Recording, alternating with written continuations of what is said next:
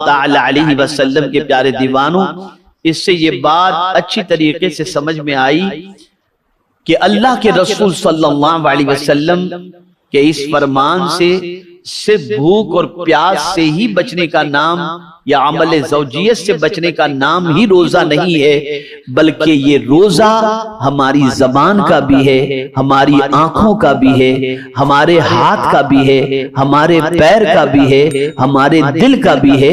ये सारी चीजें हमें कंट्रोल में रखनी चाहिए। और अगर हमने अल्लाह और उसके रसूल जल्ल जलालहू व सल्लल्लाहु अलैहि वसल्लम ने जो हद मुतअय्यन फरमा दी, उस हद को हमने क्रॉस किया तो कुरान कहता है वमन यासिल्लाह व रसूलहू व यतअद्दा हुदूदहू युदखिलु नारन खालिदन फीहा, अल्लाह उसको हमेशा के लिए जहन्नम में दाखिल फरमा देगा।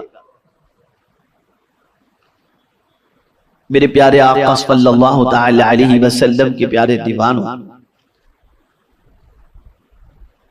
अब आइए थोड़ा मैं समझा दूं ताकि आप समझ सके। उलमा भी हैं और आप हजरात भी हैं।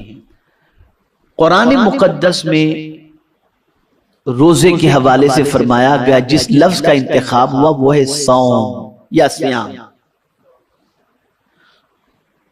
अब उसका ट्रांसलेशन रोजा नहीं बनता। सौम का ट्रांसलेशन अरबी के अंदर अगर आप देखें तो अरबी में सौम का तर्जमा रोजा नहीं बनता। किसी भी डिक्शनरी को उठाकर देख लीजिए, सौम का मानी होता है इमसाक, रुकना। फिर रोजा क्यों कहा जाता है? तो चूंकि बंदा दिन के अंदर सुबह सादिक से गुरूब आफ्ताब तक दिन में इन तीन चीजों से रुकता है तो वो रोज होता है ना। इमरोज कहते हैं आज का दिन, तो रोज।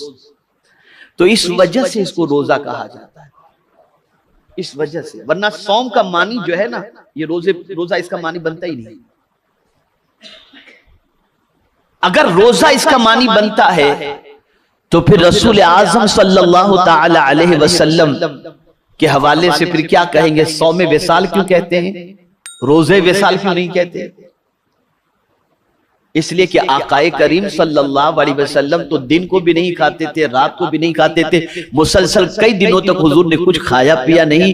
इसे सौमे विसाल कहते हैं, रोजा विसाल नहीं कहते। कहीं तर्जमे में रोजा विसाल नहीं पढ़ेंगे आप, सौमे विसाल।